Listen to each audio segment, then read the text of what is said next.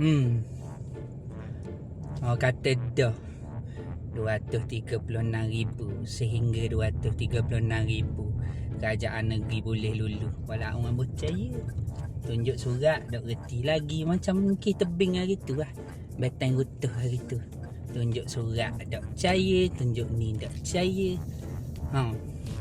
Kalau boleh lulus sehingga tidak melebihi 236,000. Walau nak kata benda. Pergi ke kedutaan Malaysia. Melawat ke kedutaan Malaysia. Orang nak suruh orang Thailand tu melawat kat kita. Lepas tu kita buat promosi ni sampai 236,000. Walau tak faham. Dah aku nak kata lagu mana lagi. Tak reti dah aku awak-awak. Pakat suka selok lah. Sedap bini Dok Lee tu. Duit kerajaan negeri Terengganu banyak 236,000. Ini ada pitih.